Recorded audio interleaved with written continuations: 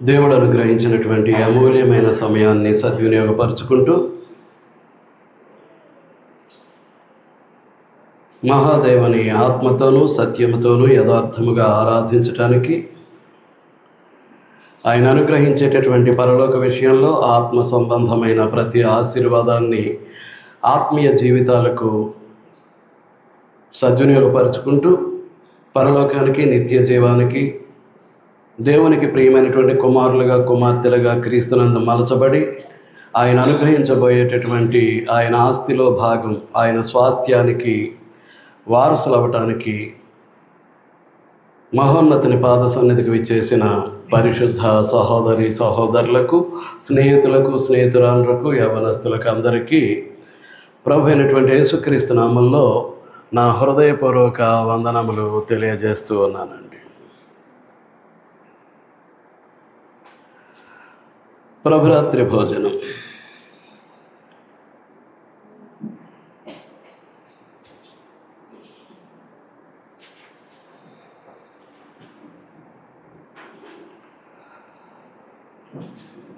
క్రీస్తు శరీరమును గూర్చి కానీ, ఆయన రక్తమును గూర్చి కానీ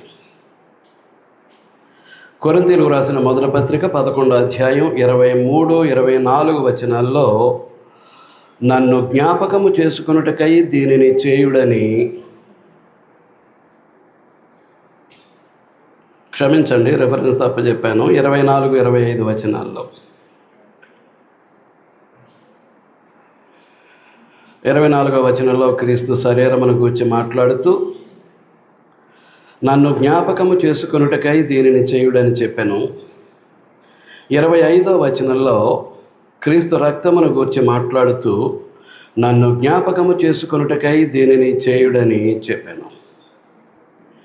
ఏమి జ్ఞాపకం చేసుకుంటున్నాం? మనం గత పాఠం నుంచి మనం ఆలోచన చేసేది అది.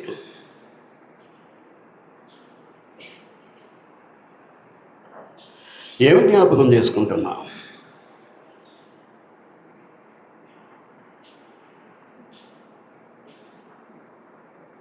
గత పాఠంలో మొదటిగా మీకు మనవ చేసింది, క్రీస్తును తెలుసుకోకముందు, క్రీస్తు దగ్గరికి రాకముందు, బాప్తిస్మము ద్వారా క్రీస్తులోనికి ప్రవేశింపకముందు, క్రీస్తు యొక్క పరిశుద్ధతలో పాలిభాగస్తులు కాకముందు నా గతేంటి, నీ గతేంటి, మన గతేంటి?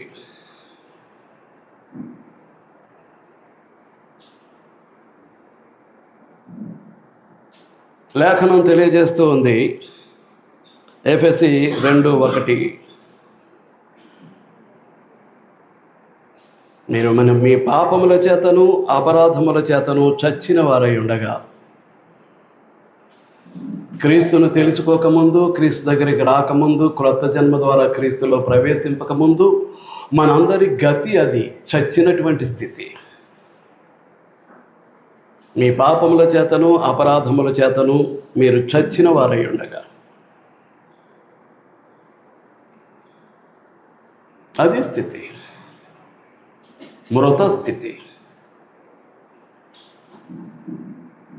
మీకు అర్థమవుతుందా?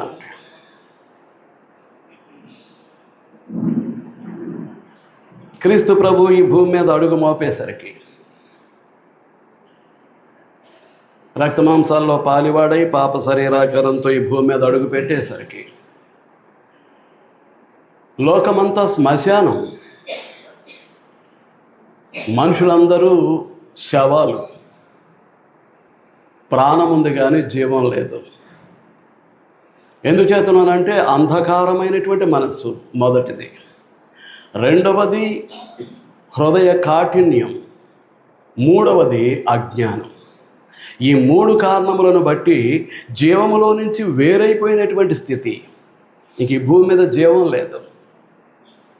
వృక్షాలకు, జంతువులకు ఎలాగైతే ప్రాణం ఉంటుందో అదేవిధంగా మనుష్యులు ప్రాణం కలిగి ఉన్నారు. ప్రాణం శరీర సంబంధమైంది, కానీ ఆత్మకు సంబంధించినటువంటి జీవం లేనటువంటి వారు, దేవుని దృష్టికి చచ్చినటువంటి వారు. అలాంటి పరిస్థితుల్లో క్రీస్తు ప్రభు జీవమై ఈ భూమి మీద అడుగు పెట్టడం జరిగింది. ఆ క్రీస్తులోనికి ప్రవేశింపక మునుపు మనము కూడా మృతులమే, చచ్చిన వారమే. మీకు అర్థమవుతుందా అండి? అయితే దేవుడు క్రీస్తుతో కూడా మనల్ని బ్రతికించెను అంటాడు. దేవుడు క్రీస్తుతో కూడా మనలను బ్రతికించాను. బ్రతికే ఉన్నామా క్రీస్తులో? బ్రతికుండాలి అని అంటే ఏ తప్పు చేయకూడదు, ఏ పాపము చేయకూడదు. ఏదైతే వింటూ ఉన్నామో, ఏదైతే నేర్చుకుంటూ ఉన్నామో ఆ వాక్యం ఖచ్చితంగా మన జీవితాల్లో నెరవేర్చబడాల్సినటువంటి అవసరం ఉంది. వినటం మట్టుకు వినేసి వాక్యానుసారమైనటువంటి జీవన విధానం లేనప్పుడు again you and me we are all dead in the sight of God. మరలా చస్తాం దేవుని దృష్టికి. ఈ జీవవాక్యం మన జీవితాల్లో నెరవేర్చబడినప్పుడు, క్రియాశీలకంగా మలచబడినప్పుడు మరలా చస్తాం అంతే. ఏం చేతులంటే వాక్యం మన జీవితాల్లో నెరవేర్చబడినప్పుడు దేవుని యొక్క ఆజ్ఞలు అతిక్రమిస్తూ ఉంటాం, దేవుని మాట వినకుండా పోతాం. మరలా చచ్చినటువంటి స్థితే. క్రీస్తు ప్రభు యొక్క పరిశుద్ధ శరీరంలో ఆయన సజీవుడు.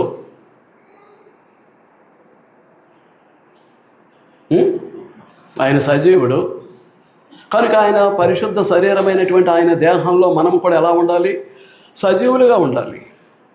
చచ్చిన స్థితికి ఉంటే ఆయన స్థితికి వెళితే ఇక ఆయన శరీరంలో ఉండే ప్రసక్తి లేదు.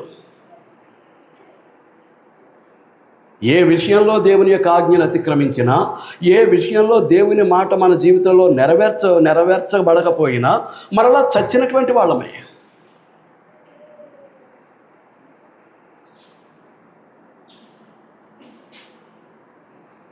డబ్బు కోసమో, ఈ లోక సుఖం కొరకో,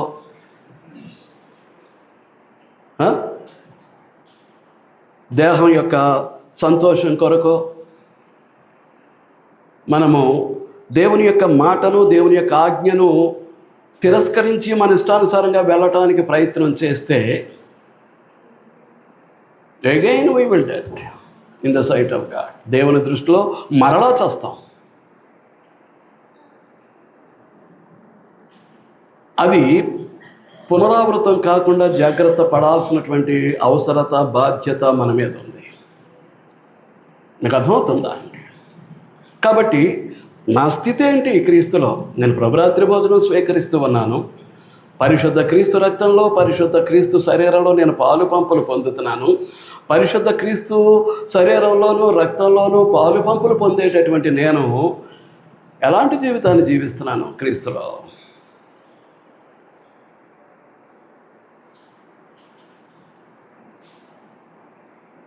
నా స్థితి ఏంటో నేను జ్ఞాపకం చేసుకోవాల్సినటువంటి అవసరం ఉంది మొట్టమొదటిగా. రెండవది, నేను యూదుని కాదు,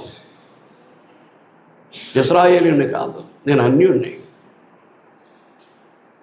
పాత నిబంధన లేక మోషే ధర్మశాస్త్ర ప్రకారం దేవుని ప్రజలైనటువంటి ఇశ్రాయేలీయులకు వేరైనటువంటి వాడిని, దేవునికి దూరస్తుడిని. ఏ విధమైనటువంటి నిరీక్షణ, వాగ్దాన నిబంధనలు లేనటువంటి వాడిని, కడకు దేవుడే లేనటువంటి వాడిని. అలాంటి నన్ను క్రీస్తు ప్రభు శరీరధారిగా ఈ భూమి మీదకి వచ్చి ధర్మశాస్త్రం అంతటిని నెరవేర్చినటువంటి పత్రమైనటువంటి ఆయన యొక్క దేహమును సిలువకు మేకులతో కొట్టి దాని మీద చేవ్రాతను తుడిచివేసి మనకు అడ్డం లేకుండా ఎత్తివేసి మన అపరాధములను క్షమించి జయోత్సవముతో మనలను ముందుకు నడిపించేటటువంటి దేవుని ఎదుట చేసినటువంటి మేలు ఏమైనా జ్ఞాపకానికి వస్తుందా?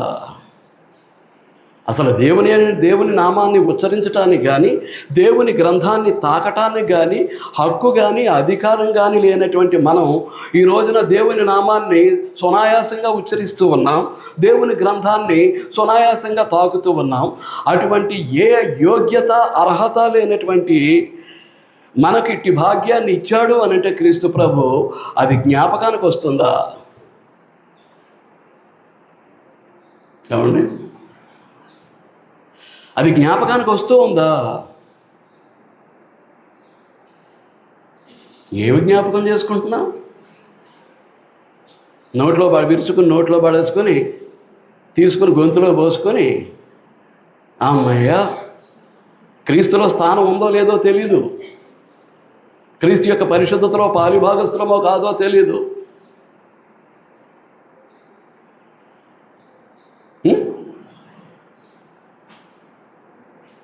క్రీస్తు సంఘంలో మన స్థితి ఏంటో తెలీదు. తీసుకుని నోట్లో వేసుకోవటమే. మీకు అర్థమవుతుందా?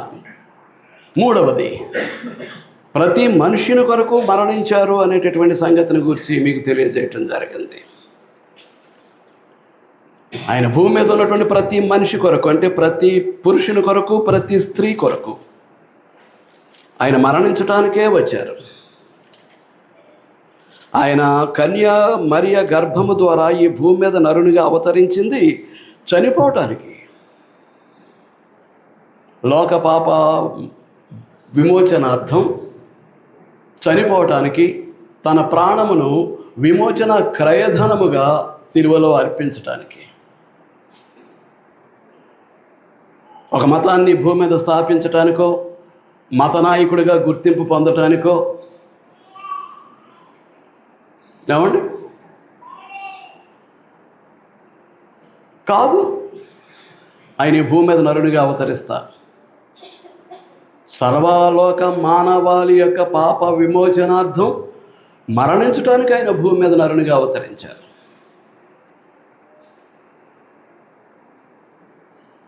ఆ సంగతి జ్ఞాపకానికి వస్తుందా?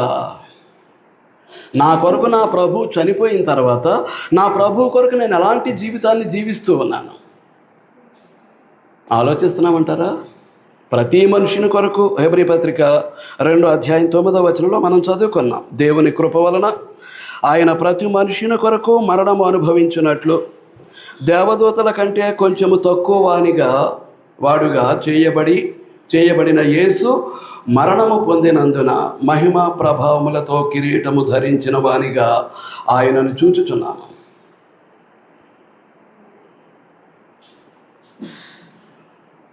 హెబ్రీ పత్రిక 2:9 దేవుడు మన పట్ల విస్తరింపజేసినటువంటి ఆయన కృపను బట్టి ఆయన ప్రతి మనుషుని కొరకు మనము అనుభవించినట్లు.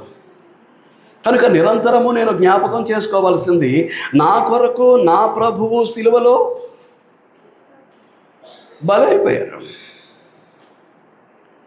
నా పాపం అంతటిని సిలువలో మోశారు.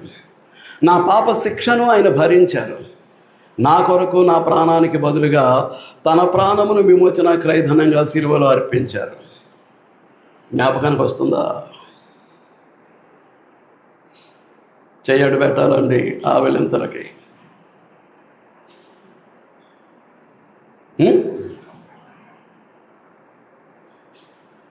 ఏంటండి, జ్ఞాపకానికి వస్తుందా మనకి? ఏం జ్ఞాపకం చేసుకుంటున్నాం? 14 కాబట్టి ఆ పిల్లలు రక్తమాంసములు గలవారైనందున ఆ ప్రకారమే మరణము యొక్క బలము గలవారిని, అనగా అపవాదిని మరణము ద్వారా నశింపచేయుటకు. నిజంగా దేవుని పక్షంగా ఉన్నామా, అపవాది పక్షంగా ఉన్నామా? మనం దేవుని పిల్లలుగా ఉన్నామా, అపవాది పిల్లలుగా ఉన్నామా? ఎవరి పిల్లలుగా? ఎవరి మాట వింటున్నాం?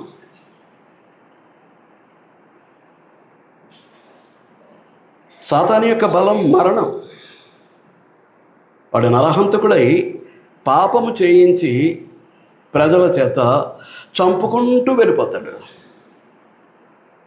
ఆ పాపము చేయించుట్లో మొట్టమొదటిది ఆజ్ఞాతిక్రమం, దేవుని మాట వినకపోవటం, దేవుని వాక్యాన్ని నిర్లక్ష్య పెట్టడం మొట్టమొదటి పాపం.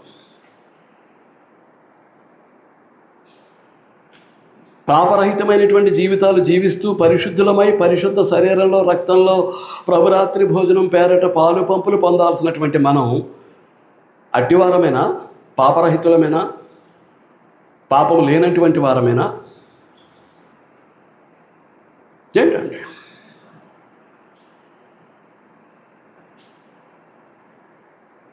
సాతాను మన జీవితంలో జోక్యం చేసుకుని మరణస్థితిలో బంధించి ఉంచట్లేదా? అలాంటి పరిస్థితిలో ప్రభురాత్రి భోజనాన్ని స్వీకరించడానికి మనకు హక్కేది, అవకాశం ఏది? వాక్యాన్ని ఎక్కడైతే అతిక్రమిస్తూ ఉన్నామో, దేవుని మాటను ఎక్కడైతే జవదాటుతూ ఉన్నామో, ఆ కారణాన్ని బట్టి మనం ప్రభురాత్రి భోజనం తీసుకోవటానికి యోగ్యులమేనా? మన స్థితి ఏంటో జ్ఞాపకం చేసుకునే తీసుకుంటున్నామా?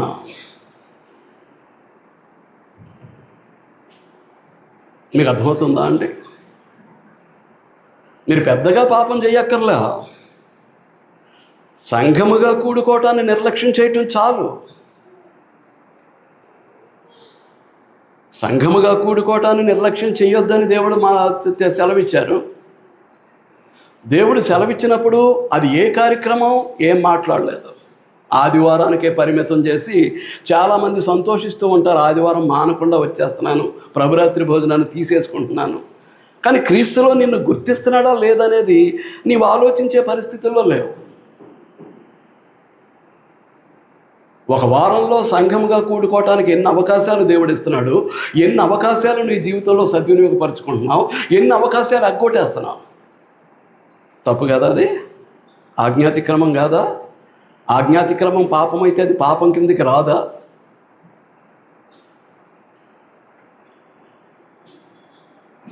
రాదు అని నీవు అనుకుంటే నేనేం చేయలేను.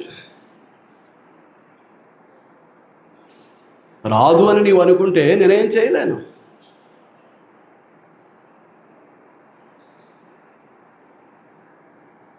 కొందరు మానుకొనుచున్నట్టుగా సమాజముగా కూడుట మానక, దేవుని యొక్క ఆజ్ఞ.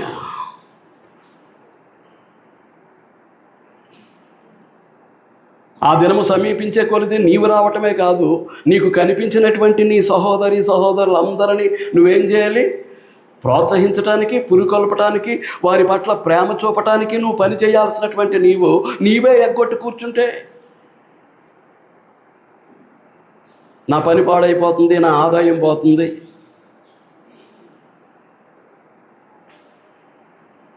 దేనికి నమ్ముకున్నట్టు? దేవుణ్ణి. దేనికి క్రీస్తులోనికి బాప్తిసం పొందినట్టు? దేనికోసం? కాబట్టి వాడు చంపుకుంటూ వెళ్ళిపోతాడు. దేవుని మాట వినకుండా చేసి, దేవుని ఆజ్ఞకు విధేయత చూపకుండా చేసి వాడు ఏం చేస్తాడు? చంపుకుంటూ వెళ్ళిపోతాడు. వాడి బలం అది. కానీ క్రీస్తు ప్రభు ఏం చేశారు?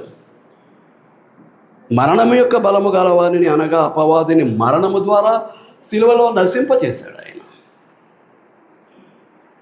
క్రీస్తులో నమ్మకస్తులుగా ఉంటే కదా ఆశీర్వాదాన్ని మనం అనుభవించటానికి. క్రీస్తులో నమ్మకస్తులుగా లేనప్పుడు, యథార్థపరులుగా లేనప్పుడు ఆ ఆశీర్వాదం మనకు ఎలా లభిస్తుంది? ఆలోచిస్తూ ఉన్నారని నేను భావిస్తూ ఉన్నా. 5వది, జీవితకాలం అంతయు మరణ భయము చేత దాస్యమునకు లోబడిన వారిని విడిపించుటకు.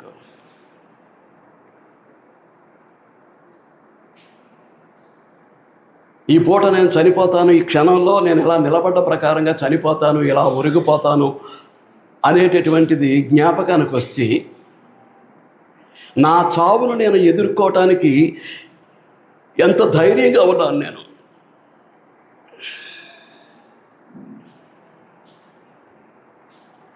ఏమండి? ఏంటండి? మరణ భయము చేత దాస్యమునకు లోబడినటువంటి వారు, లోబడిన వారిని విడిపించడానికి. నా చావును నేను సంతోషంగా ఆహ్వానించగలనా? క్రీస్తునందు ఉన్నటువంటి నేను ఆత్మ సంబంధిని, శరీర సంబంధిని కాదు. క్రీస్తునందు ఉన్నటువంటి నేను దైవ సంబంధిని, సాతాను సంబంధిని కాదు. క్రీస్తునందు ఉన్నటువంటి నేను పరలోక సంబంధిని. పరలోకమే నా గమ్యస్థానం అయినప్పుడు నా చావుకి నేను భయపడుతున్నాను, వెరస్తూ ఉన్నాను అని అంటే ప్రభురాత్రి భోజనాన్ని స్వీకరించడానికి నేను యోగ్యున్నేనా? ఏమండి? ప్రభురాత్రి భోజనాన్ని స్వీకరించడానికి నేను యోగ్యున్నేనా? చావు వస్తుందంటే ఏడ్చే వాళ్ళు ఎంతమంది? తీవ్ర అనారోగ్యానికి లోనైతే నేను చచ్చిపోతానేమని భయపడేవాళ్ళు ఎంతమంది? క్రీస్తునందు ఉన్నటువంటి వారు భయపడటానికి వీల్లేదు. చావును సంతోషంగా ఎదుర్కోవాల్సినటువంటి వారై ఉంటారు. నీకు అర్థమవుతుందా? జ్ఞాపకానికి వస్తున్నాయి అవి.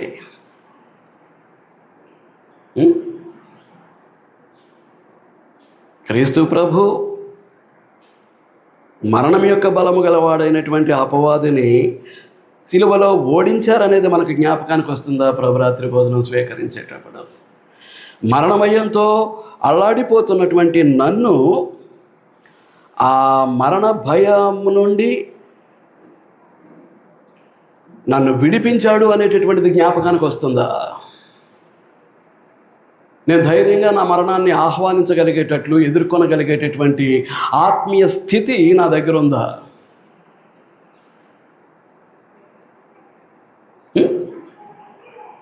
ఇలాగ చెప్పుకుంటూ పోతే ఇది తరిగే అంశం కాదు. ఏమి జ్ఞాపకం చేసుకోవాలి అనేటటువంటివి ఇది తరిగే అంశం కాదు. గ్రంథంలో అనేక విషయాలు ఉంటాయి క్రీస్తు ప్రభువును గురించి మనం జ్ఞాపకం చేసుకోవాల్సినటువంటివి. మన స్థితి ఏంటో జ్ఞాపకం చేసుకోవాలి. క్రీస్తు ప్రభు శిలువ మరణం ద్వారా మనకెట్టి విడుదలను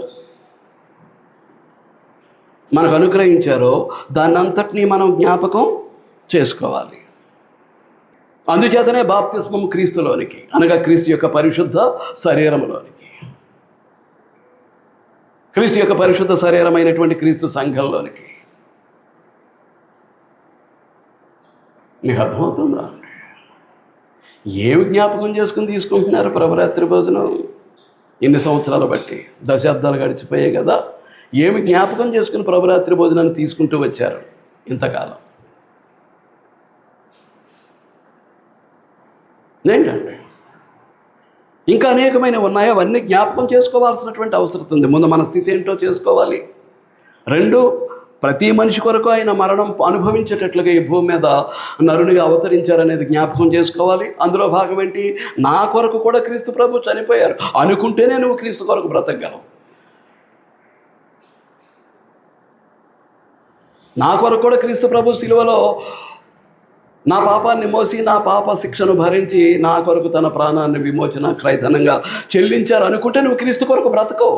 అనుకోకపోతే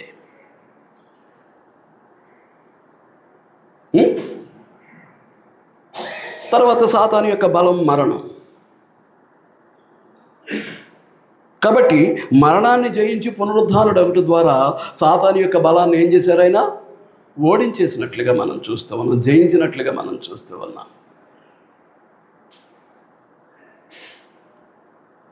ఆదికాండం 3:15 చెప్పినట్టు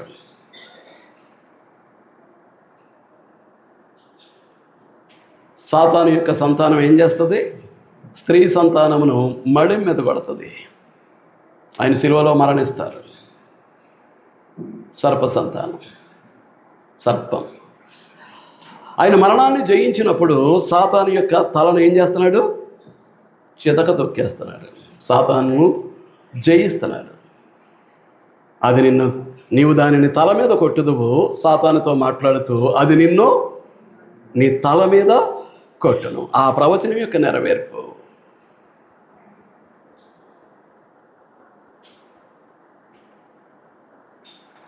మరణాన్ని జయించి లేచినటువంటి క్రీస్తు ప్రభు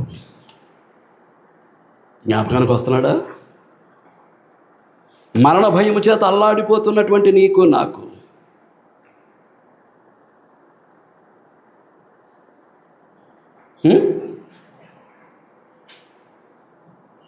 మరణ భయము చేత దాస్యమునకు లోబడిన వారిని విడిపించాడు అనేది జ్ఞాపకానికి వస్తుందా? మరణం అంటే భయం వేస్తుందా? చచ్చిపోతానేమని భయపడుతున్నారా? చచ్చిపోతే ఎక్కడికి వెళతాం? నువ్వు క్రీస్తు యొక్క పరిశుద్ధతలో, నీతిలో పాలివాడవై, పాలిదానవై, క్రీస్తు స్వరూపంలో, క్రీస్తు యొక్క వ్యక్తిత్వంలో, క్రీస్తు యొక్క జీవన విధానాన్ని కనుక అనుభవిస్తూ ఉంటే క్రీస్తులో ఎక్కడికి వెళతాం? మన తండ్రి దగ్గరికే కదా. ఏమండి? ఎక్కడికి వెళతాం? మన తండ్రి దగ్గరికి కాదా? మన తండ్రి దగ్గరికి కాదా? మరి చావంటే భయం ఎందుకు? చావంటే భయపడేవాడు ప్రభరాత్రి భవనం తీసుకోవచ్చా? క్రీస్తు నన్ను ఆ భయం నుంచి విడుదల చేస్తే దాన్ని జ్ఞాపకం చేసుకుని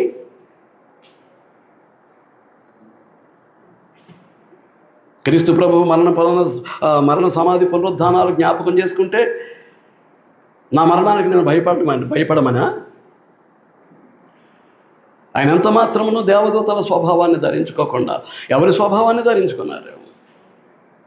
అబ్రహాము సంతాన స్వభావం. అబ్రహాము సంతాన స్వభావము ధరించుకున్నారు. 17వ వచనం, కావున ప్రజల పాపములను పరిహారము కలుగజేయుటకై. దేహం అవసరం, రక్తమాంసాలతో కూడినటువంటి దేహం అవసరం.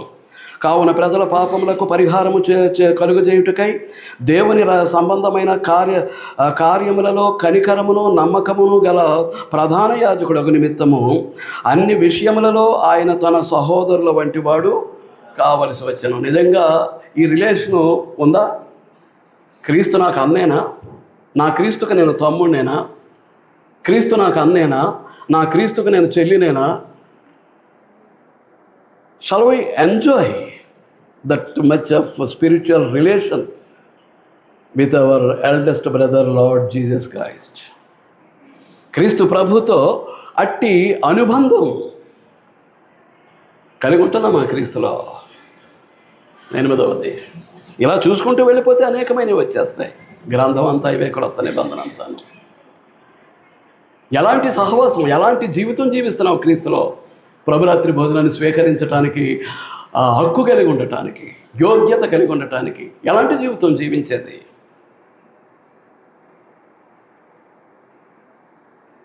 వారం అంతా ఎక్కడెక్కడో తిరిగి ఆదివారం వచ్చేసిన ప్రభురాత్రి భోజనం, ఇక అంతకంటే పాపం మరొకటి ఉండదండి.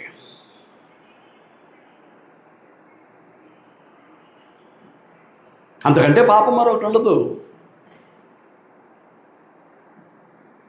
సంఘాన్ని నిర్లక్ష్య పెట్టడం అని అంటే ఆయన శరీరాన్ని నిర్లక్ష్య పెట్టడం. ఆయన సంఘం అనేటువంటి శరీరం ఎవరి అధికారం క్రింద ఉంది? క్రీస్తు శరీరానికి శిరస్సు అయినాడు కనుక ఆయన అధికారం క్రింద ఉంది. సంఘమును నిర్లక్ష్య పెట్టేవాళ్ళు క్రీస్తునే నిర్లక్ష్యం చేస్తున్నారు. సంఘముగా కూడుకోవటాన్ని నిర్లక్ష్యం చేసేటటువంటి వారు క్రీస్తునే నిర్లక్ష్యం చేస్తున్నారు. ఏ అధికారంతో, ఏ యోగ్యతతోటి మనం ప్రభురాత్రి భోజనాన్ని స్వీకరిస్తాం? ఆదివారం ఒకరోజు వచ్చి, ఏమండి, ఆదివారం ఒక రోజు వచ్చి ఏ అధికారంతో ప్రభురాత్రి భోజనంలో పాలు పంపులు పొందేది?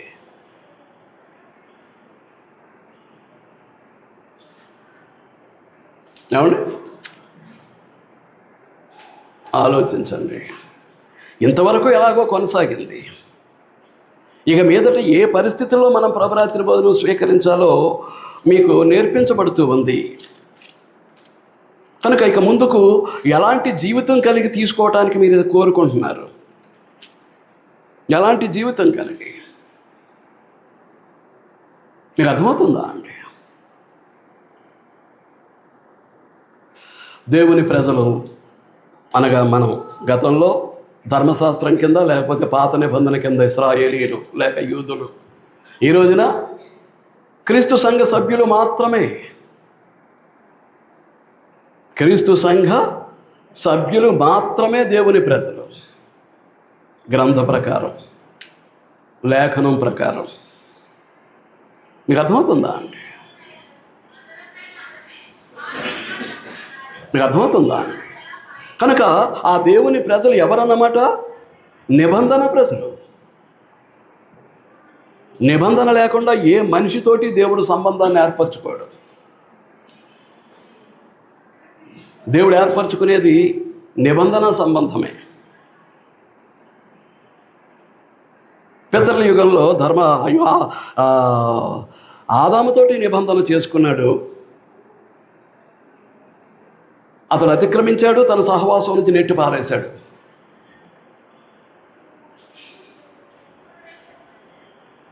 నోవహుతో నిబంధన కుదుర్చుకున్నాడు, అతడు నెరవేర్చాడు, అతనితో సహవాసం కుదిరింది, కొనసాగింది. అలాగే అబ్రహాంతో నిబంధన కుదుర్చుకున్నాడు. అతనితో దైవ సహవాసం కొనసాగింది. అతని కుమారుడైనటువంటి ఇస్సాకుతో నిబంధన కుదుర్చుకున్నాడు. దైవ మానవ సహవాసం ఇస్సాకుతో కొనసాగింది. అలాగే యాకోబుతో నిబంధన కుదుర్చుకున్నాడు. యాకోబుతో దైవ సహవాసం కొనసాగింది. పితరుల యుగంలో వ్యక్తిగతంగాను కుటుంబాలతో నిబంధన కుదుర్చుకున్నటువంటి దేవుడు. ఆ తర్వాత పాత నిబంధన మోషే ధర్మశాస్త్రం అనేది ఒక జనాంగంతో చేసుకున్నాడు. అబ్రహాముకి ఇచ్చినటువంటి వాగ్దానాన్ని బట్టి. అబ్రహాముకి ఇచ్చిన వాగ్దానమును బట్టి ఒక జనాంగంతో చేసుకున్నాడు. ఆ జనాంగం ఎవరు అనంటే ఇశ్రాయేలీలు. ఇశ్రాయేలీలు. మీకు అర్థమవుతుందా అండి?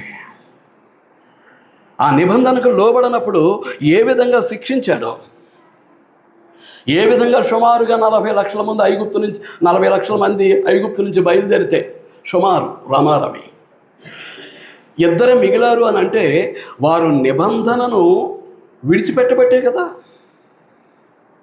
నిబంధనను విడిచిపెట్టబట్టి దేవునితో నిబంధన సంబంధాన్ని కొనసాగించుకోలేకపోవటాన్ని బట్టి. మీకు అర్థమవుతుందా అండి? చూడండి, ఇర్మియా గ్రంథం 31వ అధ్యాయం.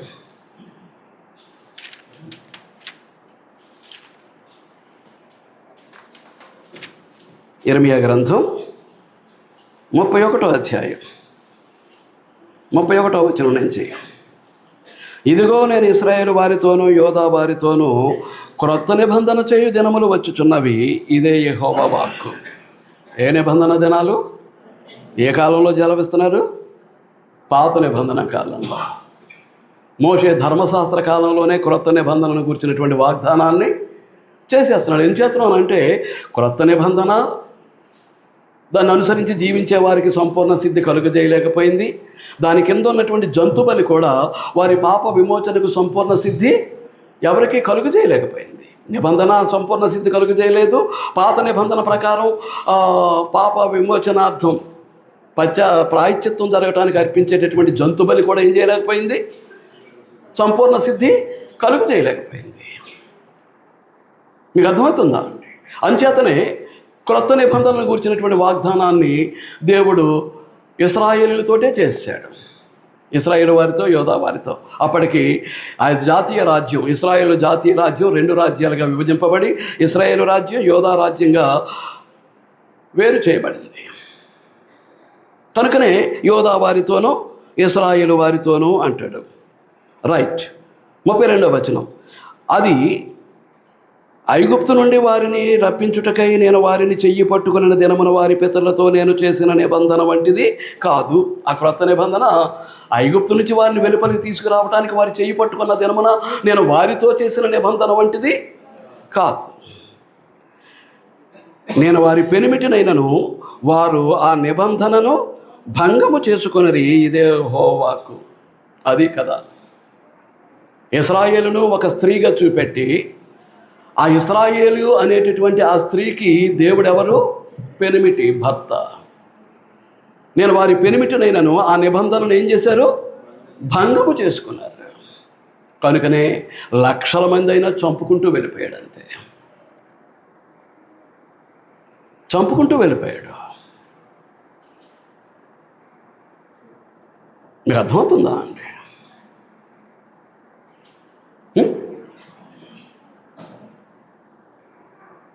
ఆ పాత నిబంధన జంతు రక్తంతో ప్రతిష్ఠించబడినటువంటిది. జంతు రక్తంతో ప్రతిష్ఠించబడింది. నిర్గమకాండం 21వ అధ్యాయం, క్షమించండి 24వ అధ్యాయం.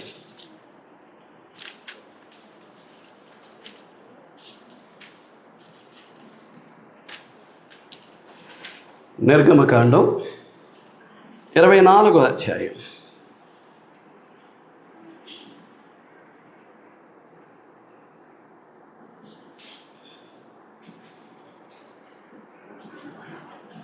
ఏడవ వచనం, అతడు నిబంధన గ్రంథములు తీసుకొని ప్రజలకు వినిపింపగా వారు యెహోవా చెప్పినవన్నీ చేయుచు విధేయులమై ఉందుమనిరి. ఇది వారు ఇచ్చినటువంటి మాట.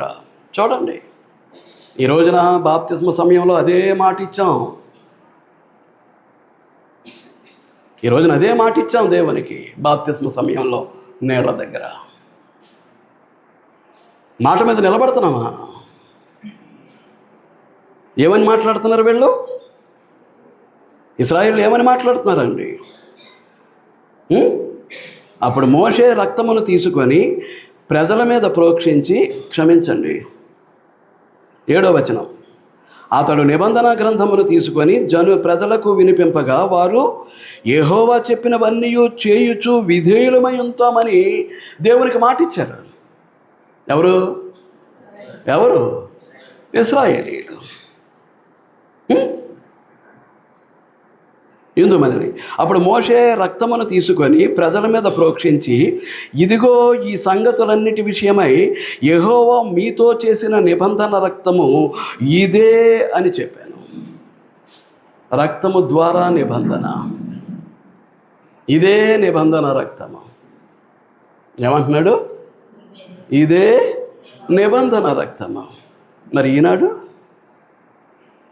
ప్రభు అయినటువంటి యేసుక్రీస్తు యొక్క రక్తం నిబంధన రక్తం కాదా?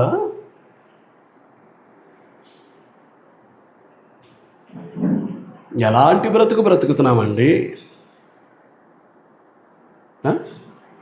శరీరాన్ని నోట్లో వేసేసుకుంటున్నాం, రక్తాన్ని గొంతులో పోసేసుకుంటున్నాం. ఎలాంటి బ్రతుకుతున్నాం దేవుని కొరకు? ఏంటండి? చూడండి, మత్తయి సువార్త 26వ అధ్యాయం.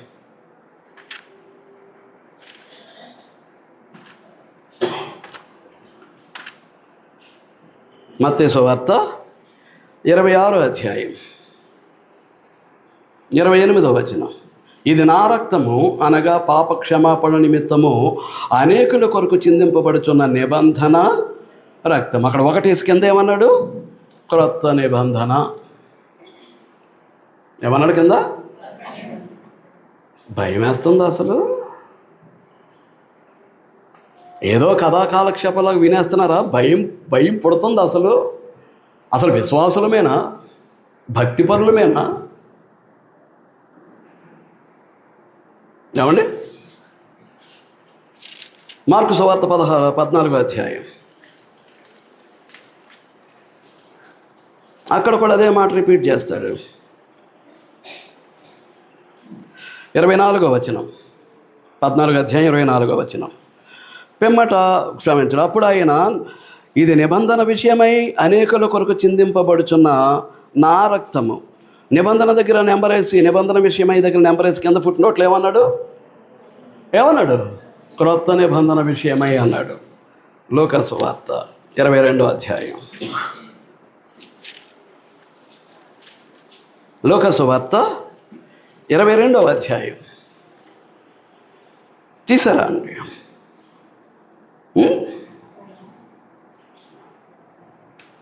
20వ వచనం. ఆ ప్రకారమే భోజనమైన తర్వాత ఆయన గిన్నెయు పట్టుకొని, ఈ గిన్నె మీ కొరకు చిందింపబడుచున్న నా రక్తమూలనైన క్రొత్త నిబంధన. క్లియర్గా రాసేశాడు. ఇక్కడ ఫుట్నోట్లో గట్ట ఇవ్వకుండా ఇక్కడ క్లియర్గా వ్రాసేశారు. క్లియర్గా ప్రభు పలికేశారు. ఇంతగా నేను అడిగే ప్రశ్న ఏంటి అని అంటే, దేవునికి తోటి నీకు క్రీస్తు క్రొత్త నిబంధన సంబంధమైనటువంటి సహవాసమేనా? అటువంటి సంబంధమేనా? అటువంటి అనుబంధమేనా? ఏమండి? కొరింథీయులకు రాసిన మొదటి పత్రిక 11వ అధ్యాయం.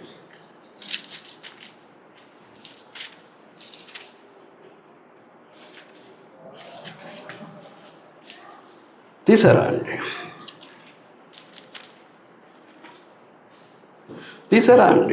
25వ వచనం. ఆ ప్రకారమే భోజనమైన పిమ్మట ఆయన ఒక పాత్రను ఎత్తుకొని, ఈ పాత్ర నా రక్తము వలన అయిన క్రొత్త నిబంధన.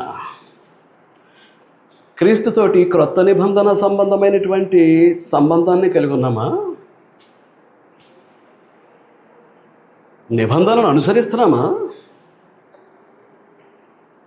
క్రొత్త నిబంధనను అనుసరించి జీవించకుండా క్రీస్తుతోటి క్రొత్త నిబంధన సంబంధం ఎక్కడిది? దేవునితోటి క్రొత్త నిబంధన సంబంధం ఎక్కడిది? అవును, నిబంధన సంబంధులమేనా? దేవుడు మనలతో కుదుర్చుకున్నటువంటి ఆ క్రొత్త నిబంధన మన అనుదిన జీవన విధానంలో నెరవేర్చబడుతూ ఉందా? మీకు అర్థమవుతుందా అండి? చూడండి, హెబ్రీ పత్రిక 8వ అధ్యాయం. ఇర్మియా గ్రంథంలో ఏదైతే చదివామో దానిని ఇక్కడ మాట్లాడుతున్నాడు. 10వ వచనం, 8వ అధ్యాయం 10వ వచనం.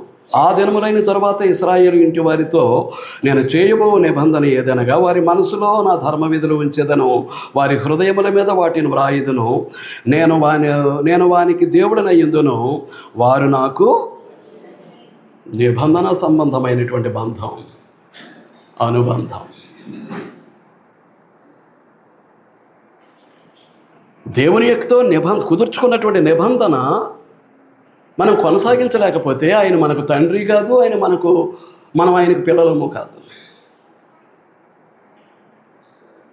దేవునితో కుదుర్చుకున్నటువంటి నిబంధన బాప్తిస్మ సమయంలో ఎంతవరకు కొనసాగిస్తున్నాం?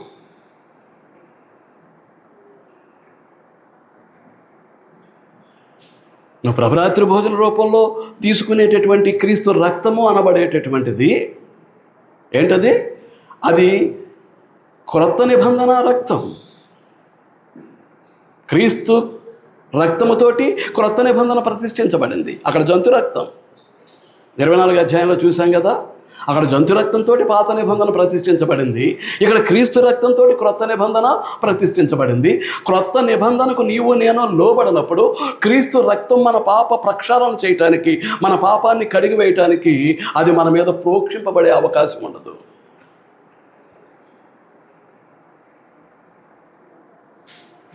క్రొత్త నిబంధనకు మనం లోబడినప్పుడు క్రీస్తు రక్తం మన మీద ప్రోక్షింపబడి మన పాపాలను కడిగివేసే పరిస్థితే ఉండదండి.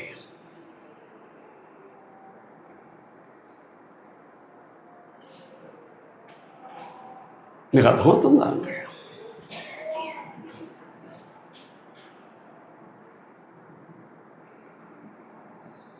అవును, అర్థమవుతుందా? క్రీస్తు రక్తంలో మన పాపాలు కడిగివేయబడాలి అని అంటే మనం ఏం చేయాలి? క్రీస్తు రక్తం వలనైనటువంటి క్రొత్త నిబంధనను అనుసరించే వారమై, క్రొత్త నిబంధన సంబంధులమై, దేవునితో పరిపూర్ణమైనటువంటి సహవాసం కలిగిన వారమై మనం కొనసాగుతూ ఉంటే, అప్పుడు కొనసాగే పరిస్థితులు మన జీవితంలో ఉంటే, అప్పుడు క్రీస్తు యొక్క రక్తం ఏం చేస్తుంది? మన ప్రతి పాపాన్ని కడిగి వేస్తుంది. మనం నిబంధనకు కట్టుబడినటువంటి జీవితాన్ని జీవించడాన్ని బట్టి, నిబంధనకు లోబడినప్పుడు ఎట్టి పరిస్థితుల్లోనూ క్రీస్తు రక్తం మన మీద ప్రోక్షింపబడటానికి, క్రీస్తు రక్తంలో మన పాపాలు కడగబడటానికి అవకాశం ఉంటుంది. అందుచేతనే క్రొత్త నిబంధన అనే మాటను పట్టుకొచ్చి అక్కడ పెట్టాడు. క్రీస్తు ప్రభు క్రొత్త నిబంధన గురించి మాట్లాడాడు. ప్రభురాత్రి భోజనాన్ని, పస్కా విందులో ప్రభురాత్రి భోజనాన్ని స్థాపిస్తూ అదే విషయాన్ని, లోకాల్లో ఉన్నటువంటి విషయాన్ని పౌలు ఇక్కడ కొరింథీ సంఘానికి వ్రాస్తూ ఖచ్చితంగా క్రొత్త నిబంధనలను గురించినటువంటి ప్రస్తావన చేశారు. ఎంతవరకు క్రొత్త నిబంధనకు కట్టుబడి మనం జీవిస్తున్నాం ఒక్కసారి ఆలోచన చేయండి. ఎంతవరకు నిబంధన సంబంధం, దేవునితో మనం ఎటువంటి సహవాసం కలిగి ఉంటాం? నిబంధన సంబంధమైనటువంటి సహవాసం, నిబంధన సంబంధమైనటువంటి బాంధవ్యం, నిబంధన సంబంధమైనటువంటి అనుబంధం. ఎవరితోటి? దేవునితోటి. ఇది ఆత్మ సంబంధమైనటువంటి అనుబంధం, సంబంధం ఉన్నదా? నాకుందా? అలాగే మిమ్మల్ని మీరు ప్రశ్నించుకోండి, మీకుందా?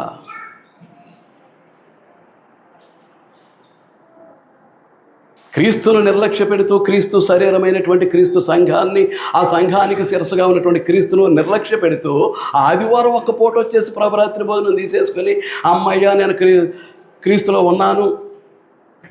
ఎలా ఉన్నావు? ఎలా ఉన్నావు? ఆలోచించండి. నెక్స్ట్ వీక్ మన యోగ్యత ఏంటో మనం చూద్దాం. శ్రద్ధగా విన్నందుకు మీ అందరికీ వందనములు తెలియజేస్తూ ఈ ఆత్మీయ హెచ్చరికను ముగిస్తూ ఉన్నానండి. శ్రద్ధగా ఉన్న మీ అందరికీ నా హృదయపూర్వక వందనములు తెలియజేస్తూ ఉన్నాను.